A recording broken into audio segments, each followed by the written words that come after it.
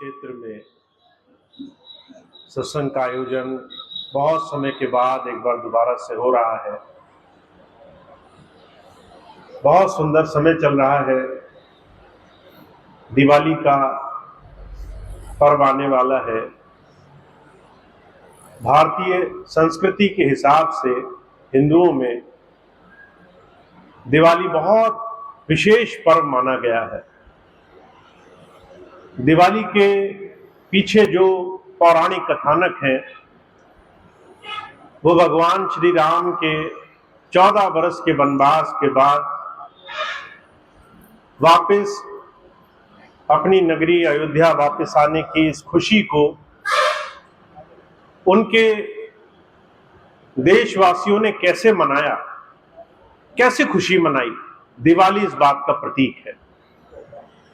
इस खुशी के मौके पर जब 14 वर्ष के बाद एक युग पुरुष को, एक अवतारी पुरुष को भी संसार में अनगिनत आपदाओं का सामना करने के बाद वापस अपने देश, अपने धराधाम आने का मौका मिला,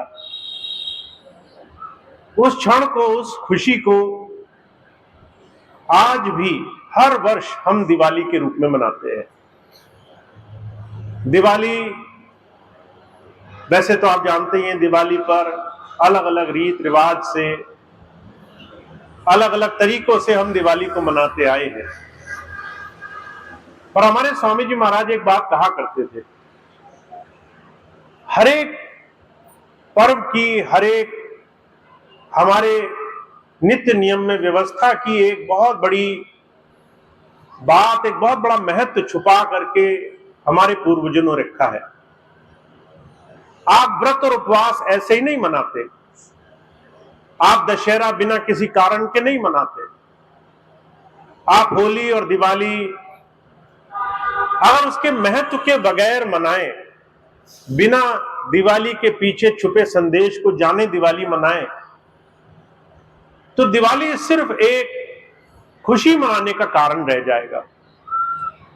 आप 4 लोगों के बीच में बैठे, आपने दीपक जलाए, आपने मिठाइयां खाई, मन को लुभावने वाले काम कर लिए, अच्छे कपड़े पहन लिए, बहुत सुंदर लग गए, ये सब काम तो आपने करे।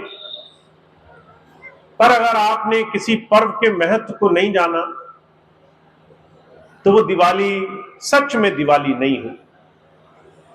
तो हमारे स्वामी जी महाराज कहा करते थे, जब भी संत महात्मा आए संसार में, बड़े बड़े ऋषि मुनि योगी आए, तो हमें हमेशा अपने जीवन में बहुत बड़ा, हमारे जीवन का महत्व याद रह सके, इसलिए उन्होंने तरह तरह के साधन बना दिए, तरह तरह की पूजाएं बनाई, तरह तरह के उपवास व्रत साधन बनाए। दिवाली भी उन्हीं में से एक बहुत महत्वपूर्ण ऐसा पर्व है। दिवाली बहुत कुछ सिखा रही है।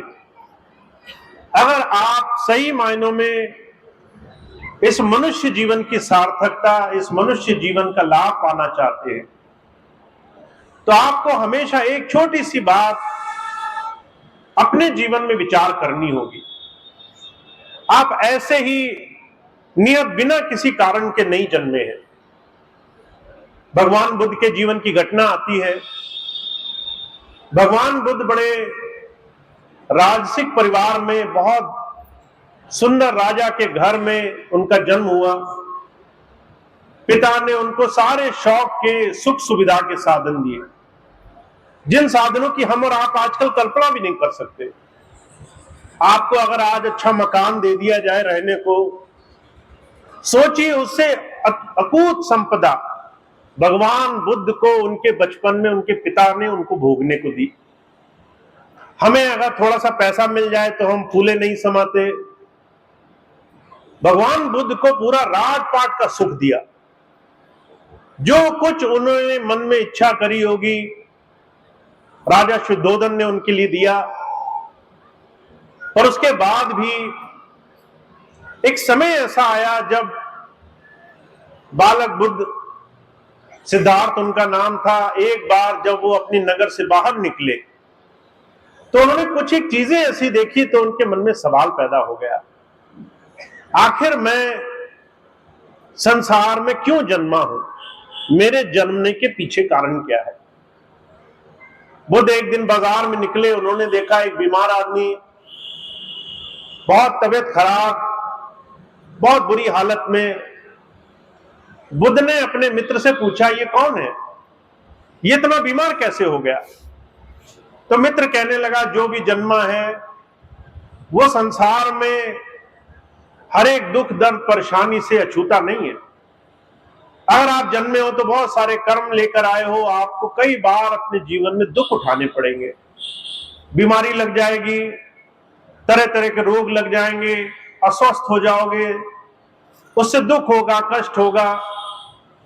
बुद्ध ने बहुत सोचना शुरू कर दिया, अगर मेरा मनुष्य जीवन इतना विशेष है, इतना महान है, अगर मुझे इतने मनुष्य शरीर का गर्व है कि मैं तो इस शरीर में फूला नहीं समाता हूं, भूला भूला फिरता हूं कि संसार में न जाने कौन सी चीज मुझे मिली है, तो ये एक बात मैं कैसे भूल गया कि मनुष्य शरीर में रोग भी लगेंगे, बीमारी भी लगेगी, ये हमेशा के लिए बचा नहीं है, इसमें तो दुख भी होना है।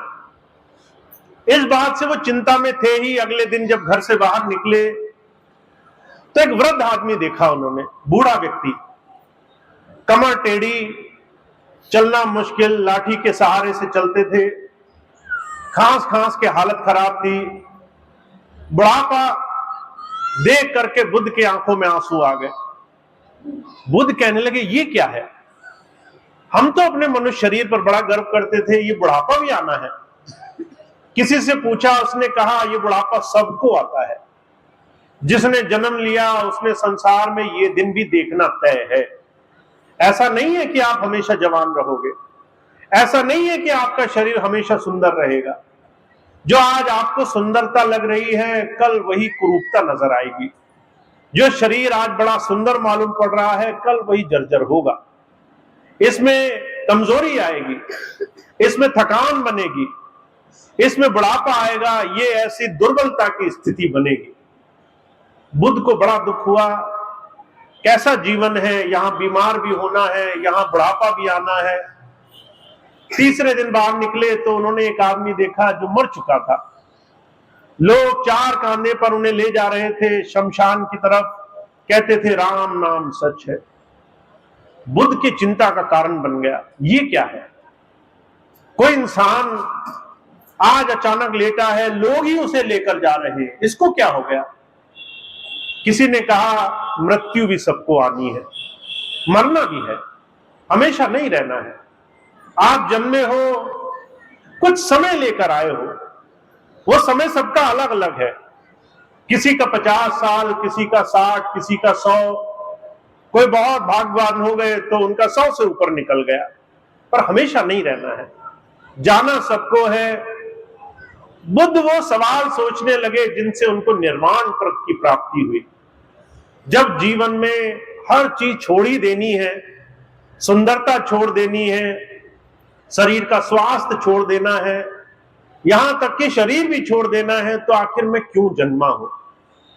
ये वो बहुत बड़ा रहस्य है जिसे हमें और आपको जीवन में पाने के लिए भेजा गया है।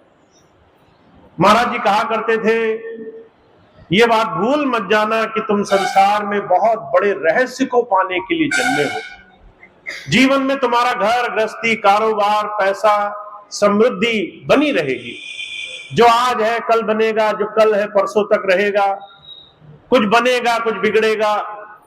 ये जीवन उतार चढ़ाव से चलता रहेगा, पर इस सब से तुम बच नहीं पाओगे।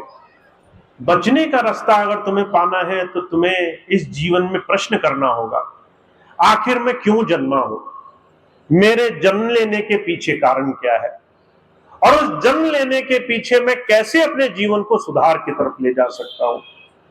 हमारे जीवन में बहुत सारे पर्व इस तरफ इशारा कर रहे हैं। अभी कुछ दिन से हम दिवाली की चर्चा कर रहे हैं।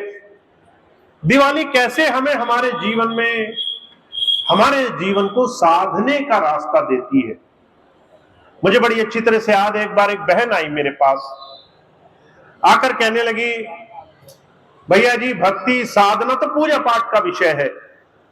हमने भगवान को पूज लिया, हमने भगवान को याद कर लिया, हमने दीपक जलाया, हमने बाती चलाई, हमने कंठी माला कर ली, उपवास कर लिया, क्या इसी से भक्ति हो जानी है? मैंने उनसे कहा, भक्ति का नाम दीपक जलाना नहीं होता है। भक्ति का नाम भगवान के सामने 2 घड़ी बैठना नहीं होता है। परमात्मा को वेदों में शाश्वत कहा गया है।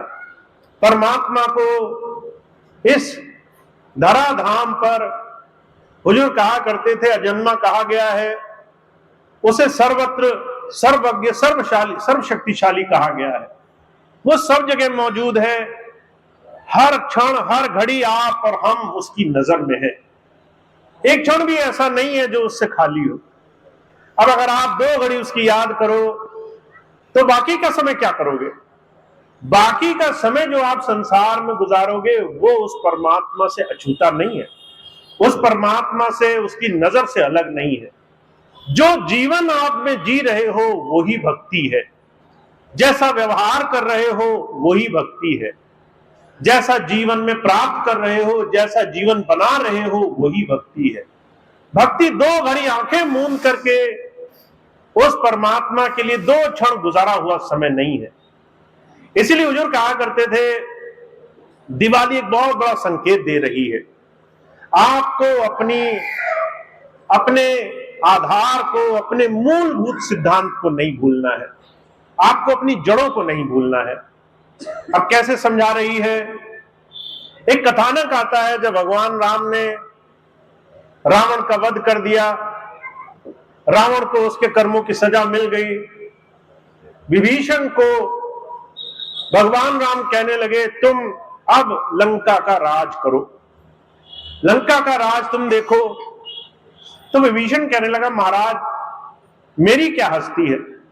ना मैंने युद्ध लड़ा, ना मैंने इस पराक्रमी को मारा, ना मैंने इस बुराई का अंत किया, ना मैं इसका अधिकारी हूं। इस राज पर, इस देश पर तो आपका अधिकार होना चाहिए। विभीषण कहते हैं, वो बड़ाई कर रहे हैं लंका की, कि लंका जैसा नगर नहीं है, सोने का बना हुआ है, ये आप रख लो। भगवान राम के सामने बड़ाई कर रहे हैं। कहते इससे बड़ा दुर्ग नहीं है, 100 योजन, कहते समुद्र का इसके ऊपर बांध लगा हुआ है, अगर दुश्मन चाहे तो हमला नहीं कर सकता। आप प्रभु थे, आपने कर लिया, बाकी किसी की हिम्मत नहीं है। ऐसा मजबूत किला है ये। उस लंका की बड़ाई कर रहे हैं और कह रहे हैं, ये लंका आप रखो प्रभु। भगवान राम से कह रहे। भगवान राम कहने लगे, जननी जन्मभूमिश्च स्वर्गादपि गरीयसी। विभीषण से कहते हैं, विभीषण ये लंका बहुत सुंदर है, बेशक बहुत सुंदर है, पर ये जन्मभूमि जैसी नहीं है, ये मातृभूमि जैसी नहीं है। जहां मैं पैदा हुआ, जिस माता के साथ में रहा, जहां मैंने संस्कार सीखे, जहां मैंने मित्र पाए, जहां मैंने लोगों में अच्छे और बुरे गुण धर्म सीखे, जहां मैंने स्वधर्म का पालन करना सीखा, मां को मां कैसे मानते हैं, बहन को बहन कैसे मानते हैं, जहां मैंने लोगों के साथ आदर्श सीखा, ये वैसा नहीं है। लंका बहुत कुछ हो सकती है, पर लंका वो घर जैसी नहीं है।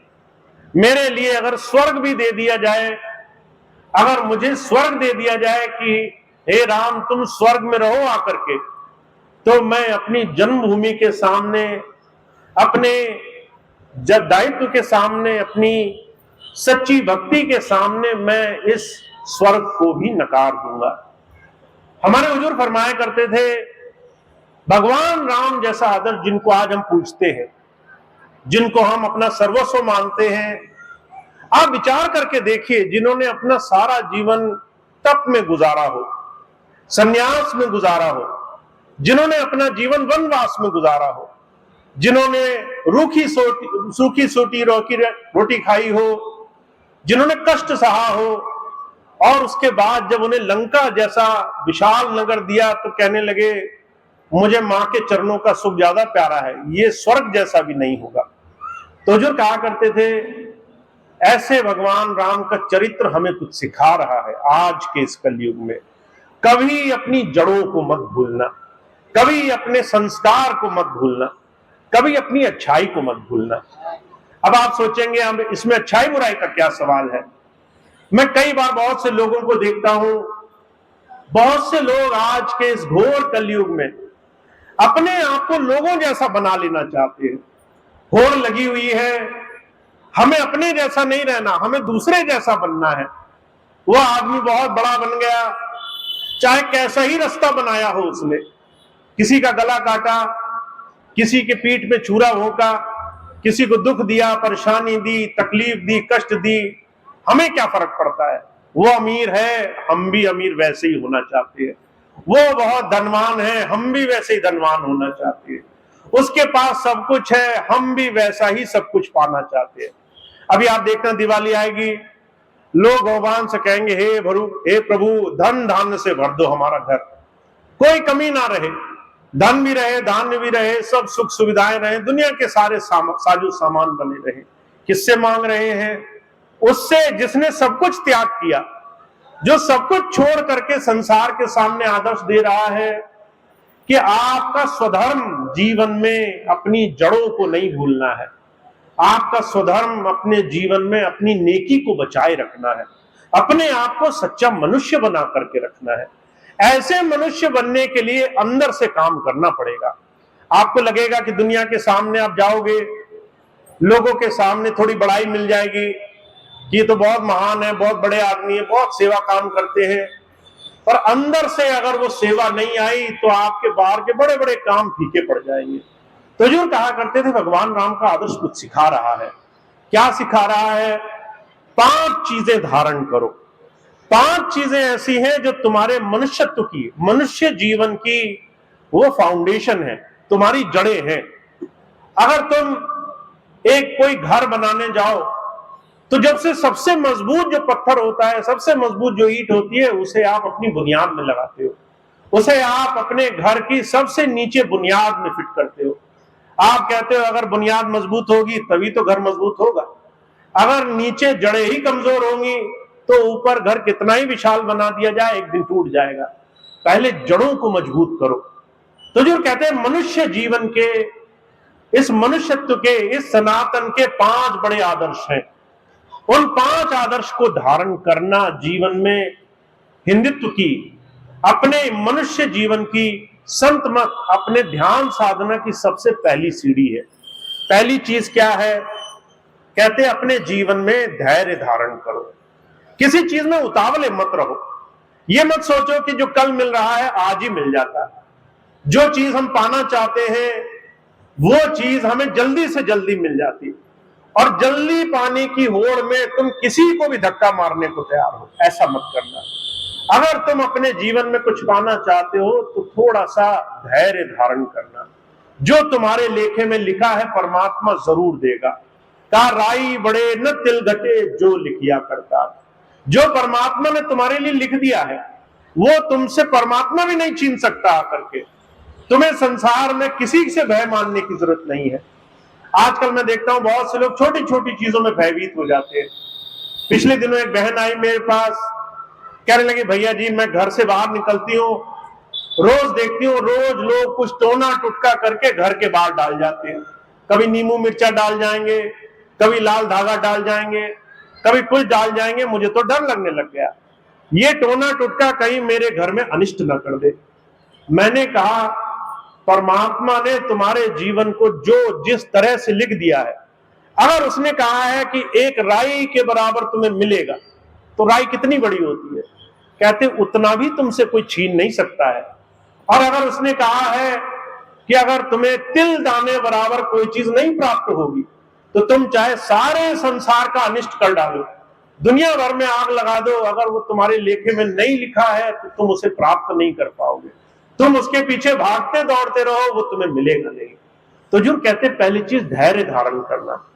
तुम्हारे जीवन में सब कुछ तुम्हें सही समय पर मिलने वाला है। आज जो मिलेगा वो आज लिखा होगा, पर जो 1 साल बाद लिखा है वो तुम जोर लगा लो वो तुम्हें आज नहीं मिलेगा। अभी पिछले दिनों एक बहन आई मेरे पास, आकर कहने लगी भैया जी हम बहुत परेशान हैं, हमारे बच्चों की शादी नहीं हो रही, हम 2 साल से ढूंढ रहे हैं। मैंने कहा 6 चीजें ऐसी हैं जो परमात्मा ने निश्चित कर रखी हैं। का हानि लाभ जीवन मरण यश अपयश विद्या। अगर आपके जीवन में कितना फायदा कितना नुकसान पहले से लिखा है। आपके जीवन में आप कब जन्मोगे, आपके बच्चे कब जन्मेंगे, कब संसार से जाने का समय है, पहले से लिखा है। कहते हैं कितनी ख्याति मिलेगी, कहां तुम्हारी बदनामी हो जाएगी, पहले से लिखा है। जब सारी चीजें पहले से लिखी हैं, जब परमात्मा ने तुम्हारे लेखे में बड़े बड़े काम पहले से निश्चित कर दिए, तुम्हारे बच्चों का ब्याह शादी कब होनी है पहले से निश्चित कर दी, तो तुम समय से पहले तो नहीं करा पाओगे। समय से पहले तो तुम चाहे कितने पंडितों के लेख लिखा लो, वो समय नहीं बदलेगा, उस समय को तुम बदल नहीं पाओगे। तो जो कहते हैं आपको अपने जीवन में धैर्य धारण करना होगा। हर एक चीज आपको मिलेगी समय के हिसाब से, पर उस समय से पहले पाने की कोशिश मत करना। अगर समय से पहले पाने की कोशिश में लगे तो 1000 अनिष्ट कर जाओगे, 1000 उल्टे काम कर जाओगे, उस उल्टे काम से बचने का रास्ता नहीं मिलेगा। मुझे पिछले दिनों एक भाई बहन मिले, दाम्पत्य पति पत्नी, घर में बच्चा नहीं हो रहा था। कहने लगे भैया जी हम बहुत परेशान हैं, बच्चा नहीं हो रहा। मैंने कहा समय से सब कुछ प्राप्त होगा, पर जब आपके घर में बच्चा ना हो, तरह तरह के लोग ताने मारे तो लोग तरह तरह की बातों में लग जाते हैं।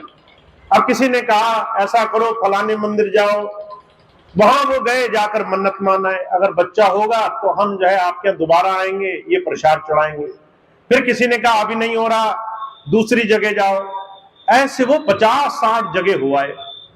अब 4 साल बाद बच्चा हो गया।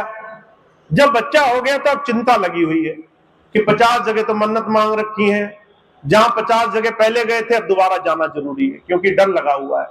अगर नहीं गए, अगर हमने एक मन्नत पूरी नहीं करी और मान लिया वहीं के आशीर्वाद से हुआ तो हमारा सारा काम खराब हो जाएगा। अब डर के मारे, भय के मारे कि हमने 50 मन्नत मांगी है, वो बेचारे रोज परेशान रहते हैं, रोज दुखी रहते हैं, कैसे हम इन मन्नतों को पूरा करें, कहां से समय निकालें, कहां से पैसा खर्च करें बार बार ये चक्कर मारने में। हुजूर कहा करते थे अगर आपको ये भय रहेगा कि संसार में कोई आपका अनिष्ट कर सकता है तो आप जीवन में आगे नहीं बढ़ोगे, आप 1000 गलत काम कर बैठोगे। तो मनुष्यत्व का, आध्यात्म का, गुरु भक्ति का जो पहला महामंत्र है कि सब्र रखना, धैर्य रखना, सब कुछ मिलेगा। समय से तुम्हारे जीवन में सब कुछ आ जाएगा। कहते दूसरी चीज कैसे मिलेगा, कहते अपने जीवन में क्षमा दान सीख लेना। अगर तुम अपने जीवन में क्षमा दान सीख गए, बहुत से लोग आएंगे तुमसे बहुत उम्मीदें रखेंगे, बहुत से लोग आएंगे तुम्हें आकर के ऐसी बात बोलेंगे, तुम्हें बड़ा गुस्सा आएगा। कई बार लोग तुम्हारी पीठ पीछे बुराई कर जाएंगे, कई बार तुम्हारे सामने ऐसी हरकतें करेंगे, तुम्हारा गुस्सा 7वें आसमान पे होगा। कहते हैं जब तुम्हें गुस्सा करने का मन करे तो ध्यान रखना, हर एक क्रोध, हर एक ईर्ष्या, हर एक मन में जलन, हर एक बुराई वो तुम्हारे जीवन को थोड़ा सा कम कर देती है। जितनी बार तुम गुस्सा करोगे उतनी बार तुम अपने जीवन की सांसों की पूंजी खोदोगे, उतनी बार तुम अपने जीवन को छोटा कर बैठोगे, अपने जीवन की बेशकीमती धरोहर को हाथ से किनारे कर दोगे।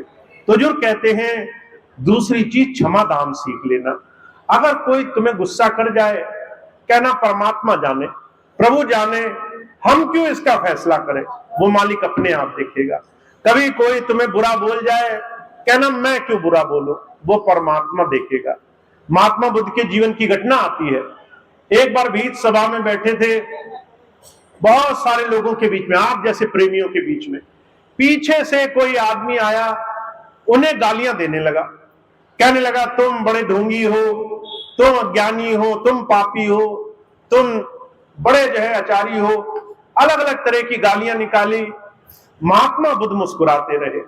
अब आप सोच कर देखिए, हमारे और आपके सामने कोई अगर हमें आकर घूर जाए, थोड़ा सा बस आंखें दिखा जाए, थोड़ा सा हमें हाथ से इशारा कर जाए कि अभी पिटाई बनाऊंगा, थोड़ा सा गुस्सा दिखा जाए, अगर अपशब्द बोल दे तो कहना ही क्या है, थोड़ा सा बुरा बोल दे तो हम एक क्षण नहीं सहन कर पाते। सहन करना बड़ा मुश्किल है। हमारे अंदर की सहनशीलता बिल्कुल नाक पे धरी है। यहां किसी ने बोला नहीं और हमारा गुस्सा दोगुना हो जाता है। हुजूर कहा करते थे बुद्ध वो कई बार उसकी गालियां सुन करके चुपचाप बैठे रहे। जब उस आदमी ने बाद में आकर पूछा, मैंने आपको बुरा बोला, आपको लगा नहीं क्या? तो बुद्ध ने जो जवाब दिया वो आप सुनिए। बुद्ध कहते हैं, अगर तुम मेरे पास उपहार लेकर आए, अगर मैं ना लूं तो किसके पास रहेगा?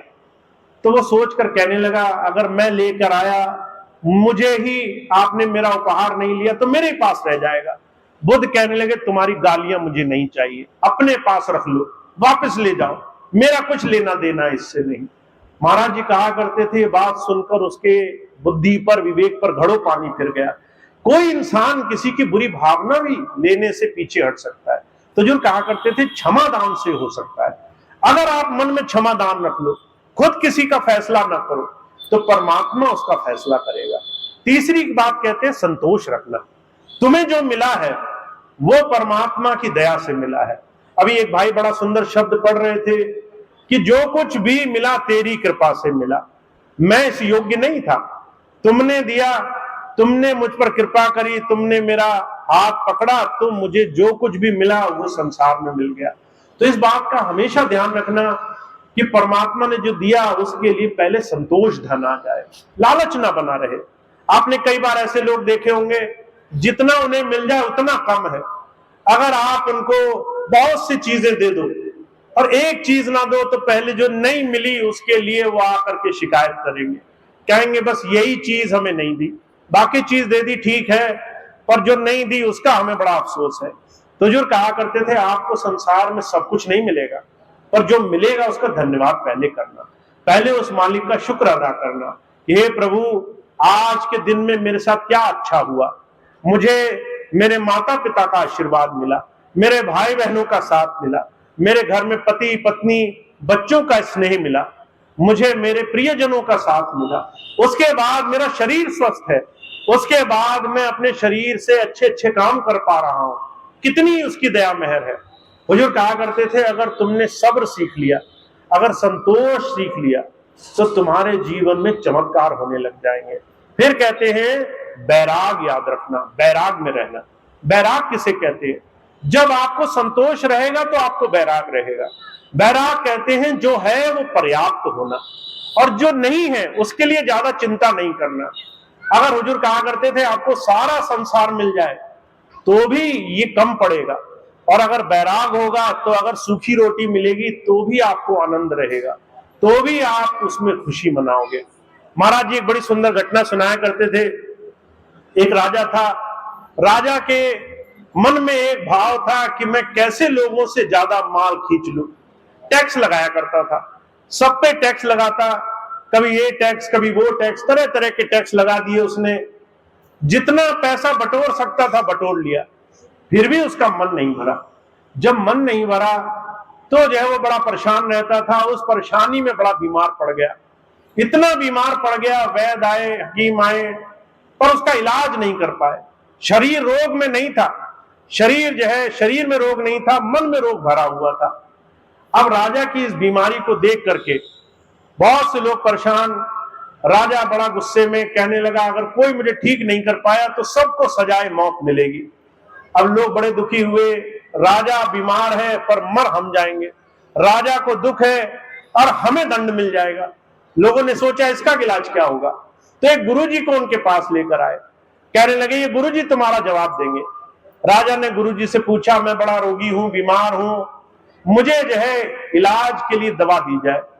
जब ये बात कही तो गुरुजी कहने लगे, इलाज तो सिर्फ एक है, तुम्हें एक सुखी आदमी के तन का कपड़ा लाना पड़ेगा, वो तन का कपड़ा लेकर आओगे तब तुम्हें तुम्हारे रोग का इलाज मिलेगा।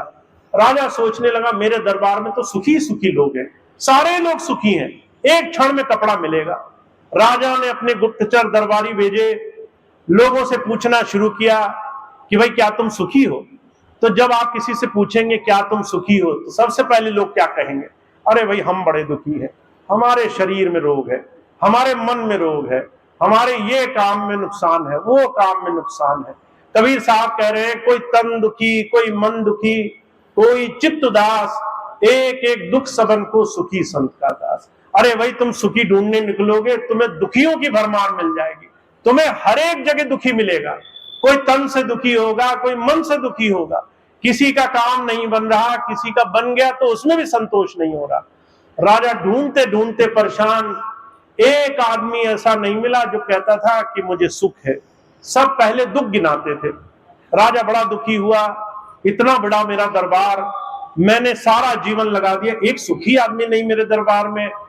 राजा बहुत दुखी हुआ, गुरुजी से कहने लगा कि गुरुजी तुम ही रास्ता निकालो। गुरुजी जो है राजा को लेकर गए और जो है एक खेत में एक किसान के पास पहुंचे। जब किसान को देखा तो बीच गर्मी में, दोपहरी में, वो जो है खेत में लगा मेहनत करने, पसीने से तरबतर, हालत बदतर।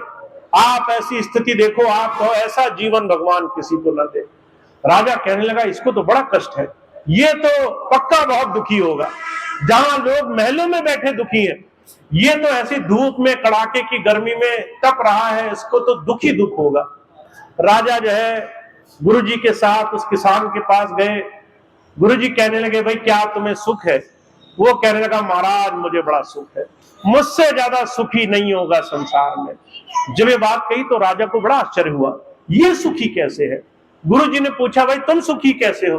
कहने लगा रहने को परमात्मा ने आसमान दिया, खाने को रोटी दी, पीने को पानी दिया, आबो हवा दी, जब जो मांगता हूं मिल जाता है, मुझसे ज्यादा सुखी कौन हो सकता है संसार में। जब ये बात कही तो राजा की आंखें खुल गई कि धन से सुख नहीं है, संसार की संपदा से सुख नहीं है, दुनिया की वस्तुओं से सुख नहीं है। सुख सिर्फ उस परमात्मा की दया मेहर में संतोष मानने में सुख है। तो जो कहा करते थे संतोष रखना, बैराग उत्पन्न हो जाएगा। दुनिया की चीजें तुम्हारे सामने रखी रहेंगी, तुम्हारा मन नहीं करेगा। तुम्हारे सामने सोना चांदी लगे रहेगी, तुम उसे मिट्टी की तरह देखोगे। तुम्हें उस संसार की वस्तुओं का मोल नहीं रहेगा, तुम्हें इंसानियत का, मनुष्यता का मोल हो जाएगा, लोगों का मोल हो जाएगा। तो जो कहा करते थे, भगवान राम ये आदर्श प्रस्तुत कर रहे हैं। कहते भाई अपनी जड़ों को मत भूलना। अगर तुम अपने जीवन में कुछ पाना चाहते हो तो अपनी मनुष्यता बचा कर रखना। इंसान बने रहे तभी प्रभु प्राप्त कर पाओगे। अगर इंसानियत भूल गए, अगर मनुष्य नहीं बन पाए, तो परमात्मा बनना तो बड़ा मुश्किल काम है। पहले इंसान बनना, इंसान के लिए काम आना, किसी की अच्छाई के लिए कुछ करना। अगर तुम्हें जीवन में परमात्मा ने अच्छा जीवन दिया तो सिर्फ बटोरना मत, कभी किसी के काम भी आ जाना, कभी किसी का दुख भी दूर कर देना, कभी किसी की थोड़ी सी मदद भी कर देना। तो हुजूर कहा करते थे ऐसी मानव सेवा की, ऐसी भक्ति की, ऐसे उस प्रभु के प्रेम की बात संत करने के लिए आते हैं। इसलिए कबीर साहब कहा करते थे हरि से तू मत हेत कर, कर हरिजन से हेत, माल मुलक हरि देत है, हरिजन हरि ही देत। अगर तुम परमात्मा से प्यार करते हो तो सिर्फ उस परमात्मा के स्वरूप के सामने, मूर्ति के सामने, उस भगवान के अलग अलग स्वरूप बनाकर वहां ही दीपक मत जलाना, मनुष्यता में भी दीपक जलाना। किसी इंसान के अंदर जहां परमात्मा बैठा है, किसी दरिद्र के अंदर, किसी गरीब के अंदर, किसी दुखी, किसी परेशान के अंदर जहां परमात्मा बैठा है, उसको भी भोग लगाना, उसको भी कुछ प्यार से देना। तो वो भाग्यशाली होते हैं जिन्हें मानव की सेवा करना आ जाता है, जिसे दूसरे इंसान की सेवा में प्रभु दिखने लग जाता है। तो दिवाली हमें बहुत कुछ समझा रही है। दिवाली कह रही है कि सिर्फ आपको भगवान को सिर्फ एक जगह नहीं खोजना है, उस भगवान को हर जगह देखना है, उसे हर इंसान के अंदर देखना है। और वो तभी देख पाओगे जब आप संसार की होड़ में नहीं लगोगे, जब दुनिया से आपकी लड़ाई नहीं रहेगी, जब संसार से आपकी प्रतिद्वंद्विता नहीं रहेगी, जब लोगों से जीतना आपका मुद्दा नहीं रहेगा, आपका मुद्दा अपने मन से जीतना रहेगा। आप अपने मन को मारने में लगोगे, आप अपने जीवन को अच्छा बनाने में लगोगे। तो दिवाली ऐसा सुंदर संदेश हमें दे रही है कि मनुष्य बनो, अपने जीवन में अपनी जड़ों को मत भूलो, अपने मनुष्य स्वधर्म को याद रखो, शील, क्षमा, संतोष, विवेक और बैराग को याद रखो, अपनी इंसानियत को संभाल कर रखो। क्योंकि इंसान बने रहे तो एक दिन भगवान तो तुम्हारे अंदर ही तुम्हें दर्शन देगा। तो हमारे स्वामी जी महाराज की इतनी सी बात है, आप इसको धारण करो। आप हर रोज अपने जीवन में अपने गुरु को याद रख करके अपना जीवन ऐसा बनाओ जहां हर दिन किसी एक नेक काम की शुरुआत हो, चाहे कुछ भी हो। अगर आप पशु पक्षी जीव जंतु मनुष्य जरूरतमंद अगर किसी दरिद्र की किसी परेशान की अगर सच्चे दिल से सेवा में लग गए, अगर किसी के प्यार के किसी की अच्छाई किसी की भलाई के लिए लग गए, तो जो कहा करते थे आपके जीवन में बड़े से बड़े काम आसानी से हो जाएंगे। तो दिवाली का ऐसा सुंदर पर्व आप सभी को मुबारक हो, सच्ची दिवाली आपकी बने। आप अपने दिवाली में खूब खूब उस प्रभु की दया से बाहर से तो सुख समृद्धि पाए ही, मैं नहीं कहता बाहर से सुख समृद्धि ना हो, बाहर भी खूब समृद्धि हो, खूब बाहर बढ़े, पर अंदर से भी मालो माल हो जाए, अंदर से भी प्रकाश हो, अंदर से भी अगर किसी जरूरतमंद को देखे तो हमारा हृदय द्रवित हो जाए, उसको देने की भावना हो जाए, उसको कुछ अच्छा करने की भावना बनी रहे। तो ऐसा संदेश ऐसा भक्ति का रास्ता हमारे स्वामी जी दे रहे हैं। आप जो जो इस रास्ते से जुड़े हैं बहुत भाग्यशाली हैं, आपको जीवन में बहुत कुछ करने का मौका मिला है। हर दिन कर्म भूमि है आपके लिए, हर दिन रोज सुबह उठो और हर रोज सुबह एक अच्छा काम करने का प्रयास करो। ऐसी सुंदर कर्म भूमि स्वामी जी ने दी है। पर अगर आपने अभी तक ये रास्ता नहीं अपनाया, अभी होड़ में लगे हैं, अब यही सोचते हैं ना जाने दुनिया क्या कहेगी, समाज क्या कहेगा, लोग क्या कहेगा, आप लोग की सोच के हिसाब से अपना जीवन जी रहे हैं, बहुत परेशान हैं कि दुनिया के हिसाब से हमें अपने जीवन को ढालना है। तो हमारे स्वामी जी कहते हैं भाई अपनी परिभाषा बदल लो, यहां संसार से नहीं तुम्हारा गुजारा होगा, तुम्हारा गुजारा तुम्हारी नेकी और भलाई से होगा। तुम अच्छे बनोगे लोग तुम्हारी तरफ खींचे चले आएंगे, तुम अच्छे नहीं बन पाओगे, तुम कितने ही महान बन जाओ पर अगर अंदर से अच्छे नहीं बन पाए तो तुम्हारी बड़ी बड़ी कमाइयां वो जो है खाली रह जाएंगी। तो हमें थोड़ा सा जीवन में ये स्वधर्म जीवन में सीखना है। तो हम जिन्होंने ये रास्ता सीख लिया बहुत भाग्यशाली हैं, जिन्होंने नहीं सीखा जरूर सीखे, जीवन इसके बगैर अधूरा है। इस सच्चे साधन सच्ची साधना सच्ची भक्ति के बगैर जीवन अधूरा है। तो इतनी बात को जीवन में ले आए। दिवाली के शुभ पर्व पर आपको यही बात स्वामी जी की मुझे बतानी थी। आप सबकी दिवाली बहुत शुभ हो, बहुत बहुत आपके जीवन में सुख समृद्धि आए, जीवन में गुरु का आशीर्वाद मिले, आप जीवन को धन्य करके बनाए। तो इतनी बात कह के मैं अपनी बात समाप्त करता हूँ।